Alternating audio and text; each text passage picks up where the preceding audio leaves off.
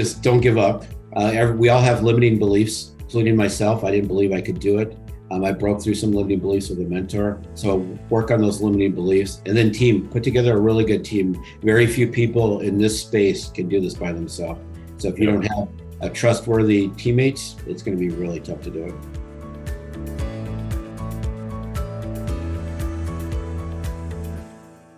Welcome, everyone, to the Road Less Traveled Show. This is a show about people that were successful in a previous career and left that career to go down a different path. I'm your co-host, Richard Coyne. And I'm your co-host, Bill Zahller. On today's show, we're so pleased to have Frank Cupersmith with us. Frank, welcome. Thank you. Thank you. Absolutely, Frank. Thank you for being on the Road Less Traveled Show. If you could start, can you tell our listeners a little bit about your background, what initial career you started in, and how long you're in that line of work? I've had a couple of initial careers, a couple startovers, like many people. I started in actually the trash business. I was a salesperson for commercial garbage haulers, and that's how I actually wound up getting into the career I'm in now. It was 20 plus years later, but that started the road down the road. I worked with a lot of multifamily apartment owners, and one day one of the owners came to me and said, Frank, you're a great guy. I see a lot of potential in you, but you'll never build the wealth that you're looking to build working for somebody else. And he said, I'm willing to mentor you and kind of show you what I've done. And now this was a guy who was like 28 years old, lived in a $2 million house, drove a convertible Porsche. And so he was something I'm going to listen to that guy. And he took me under his wing, helped me buy my first duplex. Really not a whole lot in it for him other than he was just giving back to other people. And that sent me in the direction of real estate. And I started buying investment properties and became a real estate broker because I had so many friends asking me, how are you doing it? And I had to decide if I'm going to be a real estate broker or if I'm going to be an investor. And I started helping people buy investment properties and started my own brokerage. And then the recession hit. And it was not a good time to be a real estate broker, and went from 35 agents and about $40 million a year in revenue to about 3 agents and less than $500,000 in revenue. So it changed almost overnight, and not it was a sustainable business. And so at that point, I decided I was going to reinvent myself, figure out how I was going to make money in the recession. And I started selling foreclosure houses for HUD, which launched, actually the busiest time I ever had in real estate was during the recession because I was selling foreclosures. We were selling about 100 houses a year. Wow. And then that's what, 09, 010 or? Yeah, 2000. Yeah, this was 2010 through 2012 is when I started doing it. And so at that point, the recession ended, so did foreclosures. So again, I had to reinvent myself. And that's where I really reinvented. I went to work for a company that manages homeowner associations, a national company. And I told my wife I was going to take a break and just, manage a community and kind of just relax for a little bit. My kids were in high school, and like 3 months in, they asked me to be a team leader. Then they asked me to be a director, and they asked me to be a vice president. And my wife was like, I thought you were taking a break. And and I just guess I'm just not wired that way. And then eventually the guy I worked with as an executive there, he asked me if I wanted to start my own HOA company. And so we broke away, started our own HOA company in 2018 with 0 clients and 0 revenue. And we built that up. Today, the company, and I'll get to it in a minute, but the company went from 0 in 2018 to about 45,000 homeowners and 350 associations managed, and about $7 billion in assets under management by today, 2023. Now, during that period, a private equity firm came in, but bought us. I sold my shares, stayed on for a couple of years, and that's what led me to where I'm at today. So again, I had to reinvent myself and decided I was going to take some of the money I made on the sale and start investing in multifamily properties. And that's where I sit today. Very cool. That's quite a journey. Yeah, and it really just means I'm old. Well, Frank, where are you investing today? Is it around where you live, or geographically is it spread out? Or? I live in Minneapolis. I have some single family rentals here, and I have some single family rentals in Florida. But a majority of all the multifamily investing I do is in North Carolina, in Eastern North Carolina, particularly around Greenville and that area. Now we're moving into a different market, into Jacksonville. Okay. Excellent. Very nice. Very nice. So, Frank, wow, that's quite a story in terms of just lots of different things that you've done over your reinventing yourself several times. So Frank, back to, I don't know, maybe your garbage days. is there a funny story, something happened to you along the way that you can share? Funny story. Well, there's lots of funny stories in the garbage days. There's lots of funny stuff that you see, especially, stuff that's dumped and stuff that's not dumped, and people just, but in the garbage business, it really is pretty straightforward. Just garbage, right? But it's funny how interested people get into the garbage business, and what it just, it's there's nothing good about it. It stinks. It's dirty. But there's a lot of money in it, and people, and it's a cash cow. Everybody has garbage. Everybody has to get rid of it, and people complain about how much it is, but no one wants to pick it up. And so, I don't have really a funny story. It's interesting how interested people are in the garbage business. And the other thing is, everybody thinks you're mafia if you're in the garbage business. Of course. You got some kind of relation to Tony Soprano. I never met him, unfortunately. I don't know any Italian mobsters, but I sometimes get accused of looking Italian and being in mafia. Yeah. Well, I'll jump on a tiny story there. So when I was in grad school, I had no money, and I basically found a couch that was kind of sitting next to a dumpster, and I adopted it. So it was cool. Couch was in good shape. It didn't have any vermin, so it was good. And I had that thing for a couple of years before I could afford a new one. So I will tell you what interesting. My son, he thought I was the coolest guy in the world because he thought I drove a garbage truck. He was like 4 years old. And, at that age, it's, big machines are everything to little boys.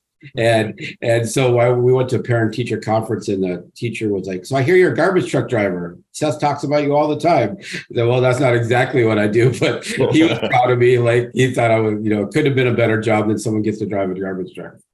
Right. That's awesome. Excellent.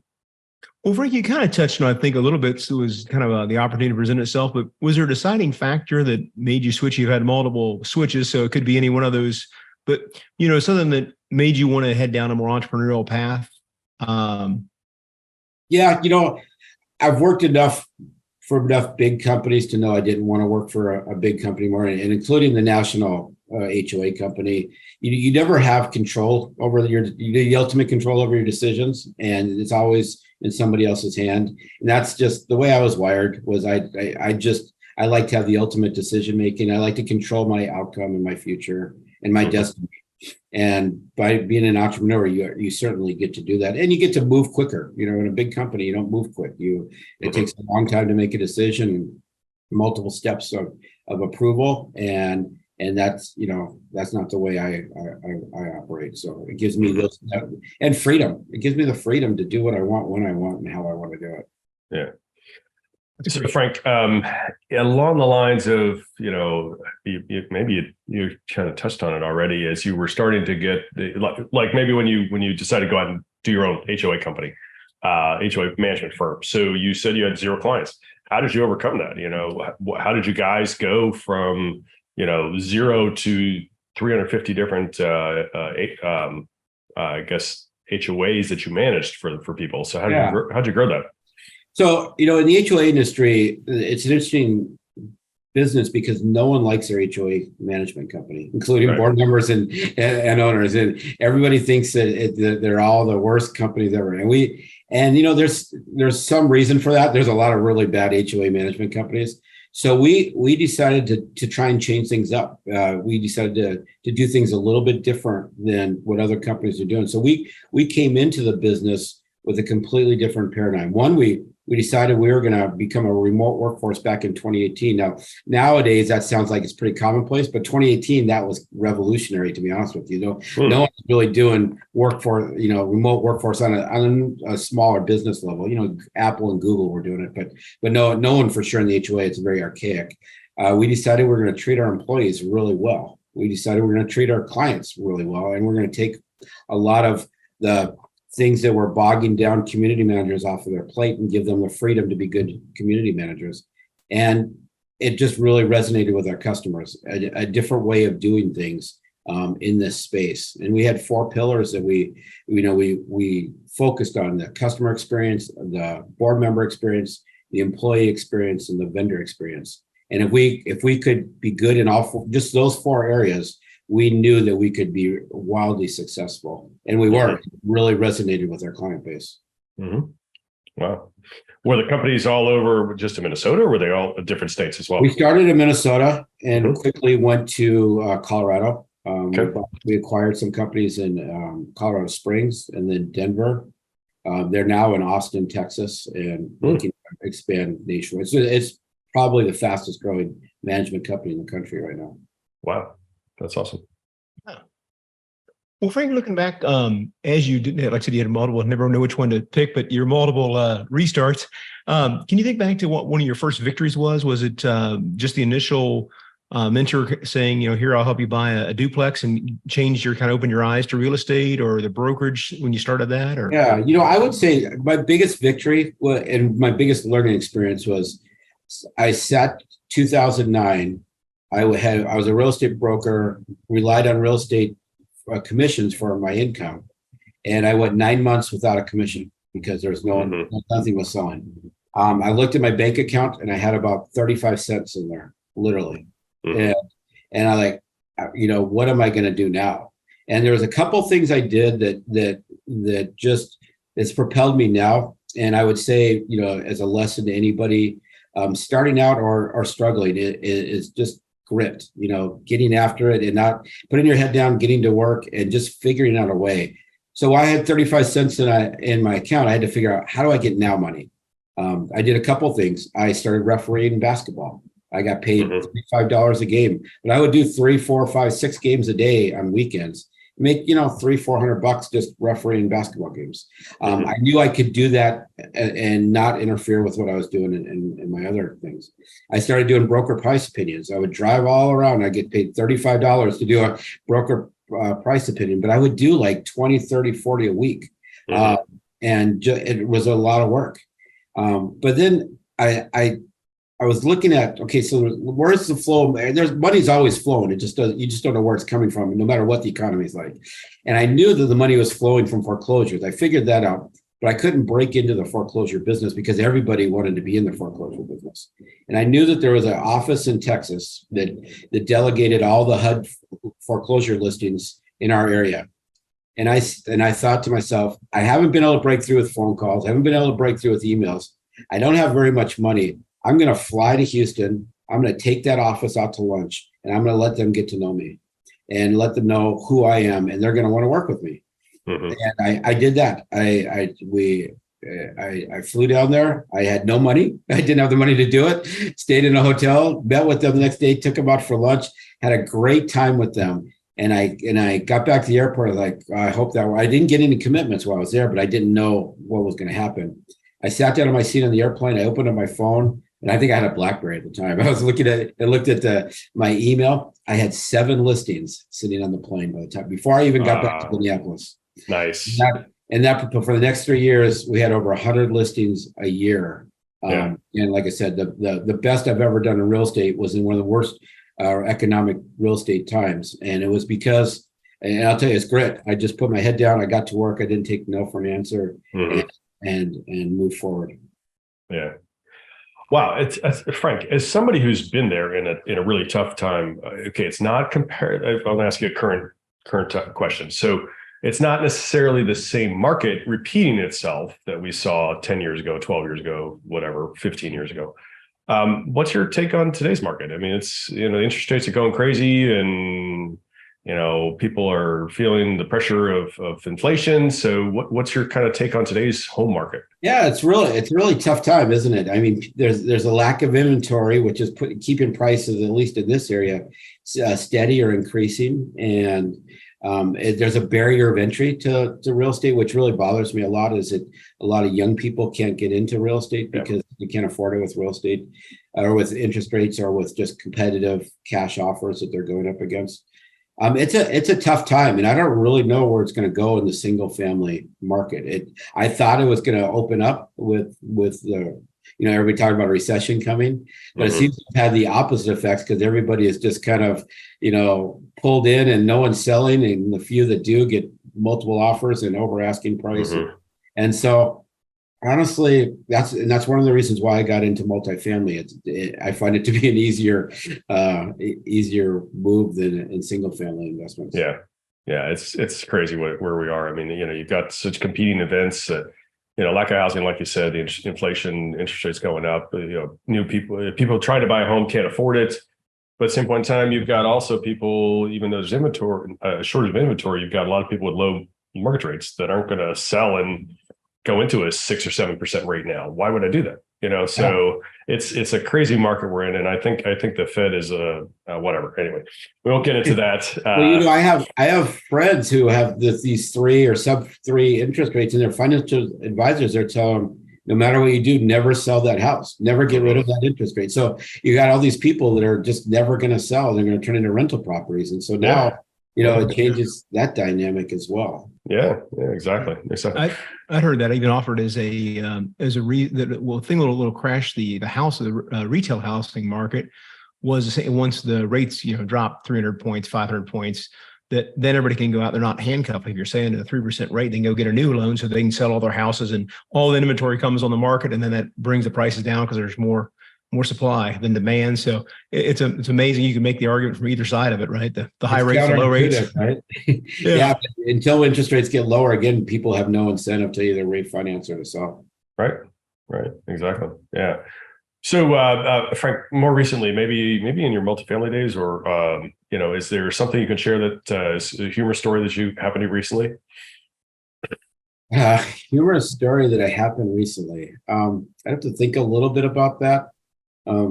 I tend to live in humor and lightheartedness. I'm not one to let anything to get me down or that sort of thing. But I can't really, recently there hasn't been a whole lot of humor in the multifamily space, other than I can tell you some feel good stories. I can tell you some of that, but I don't really have any humor. My passion right now is workforce housing, and I love it, and it's for a lot of reasons, but I love seeing properties change, and I love seeing properties value add and become nice properties and places people feel very happy to live in. And I recently I was in North Carolina, one of my properties, walking a property, and one of the residents asked me who I was, and I just said, walking the property, see what the condition is like, and asked her what her experience was like. We've owned it now for 9 months, and she said, "Oh, the owners are great. They fixed everything up. It looks beautiful. I love living here. I'm proud to be here." And I just smiled and I said, "Well, that makes me really happy, because I'm one of those guys." And she just came and gave me the biggest hug I've ever had, and literally could tell that she was moved by what we're doing at that apartment complex. And that's nice. That drives me every day. That's what I love to do. Yeah, that's so gratifying. And again, the view we've always taken, Bill and I have always taken, is that this is people's homes. This is where people really live. And, so we want to give them a good product. And, we've actually had on multiple properties this happen where people had put in notice to move out, and then they kind of paused and they're like, "Oh, wow. Actually, I see you're actually spending money to improve the property. I think I want to stay." So yeah, that's very gratifying to see. Yeah. One of the indicators was we had 15 renewals coming up last month at this property. And it used to be people were just churning in this property, but we took it over. All 15 renewed with increased rents going forward. That tells you you're doing something right. Yeah. Yeah. Maybe we're not charging enough for rent there because they all renewed. But I'm okay with that. Yeah. Excellent. Well, Frank, where are you today in your journey as you said you're really into workforce housing and value add. So kind of where are you now, and where do you foresee like the next 3 to 5 years you going? Yeah. So we started buying multifamily properties in Greenville, North Carolina. I had 0 multifamily properties. I just getting into the space. As we sit today, we have 225 doors. We have 5 buildings. We're under contract on a 6th it's for 134 units in Jacksonville, North Carolina. Nice. I suspect by the end of the year, we'll have close to 500 units. My goal is to be $100 million assets under management by 2025 and continue to grow in that. North Carolina, we're looking at some stuff in Virginia, South Carolina, Georgia, Florida, along the coast there. Nice. Yeah. Nice. And all the workforce housing value add, that's your strategy, B properties or? C properties, and maybe increase them to B or, B minus, kind of in that range. Right. But yeah,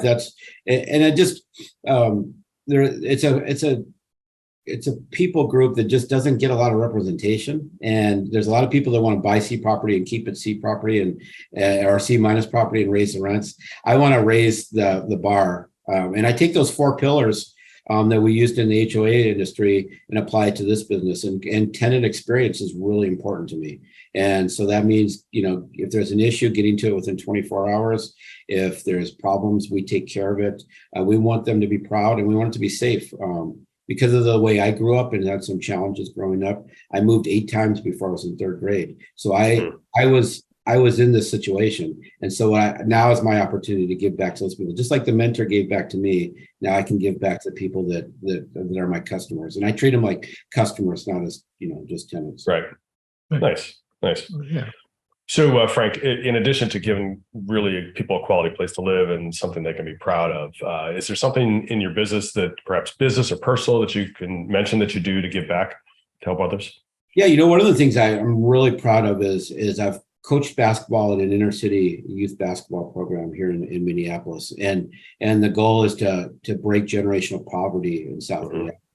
And so it's an AAU team. It's something I love as basketball. It's something my son loves as basketball, and he played it and was able to, for a long time, give back and coach and work in this program to not only help kids who love basketball play basketball in a safe place, but also give back to the community and teach them about financial literacy, Nice. just eating healthy and a lot of different life skills. And so it's an amazing program.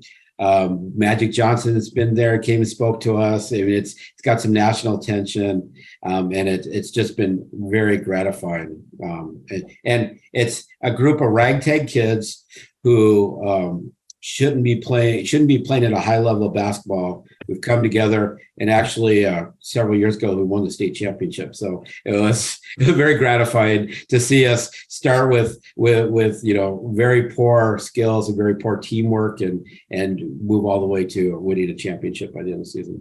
Very cool. That's awesome. Yeah, great story.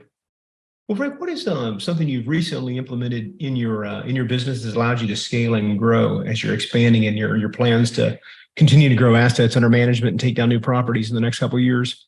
It's building a team, and one of my superpowers, I would say, is building a team and connecting with other people.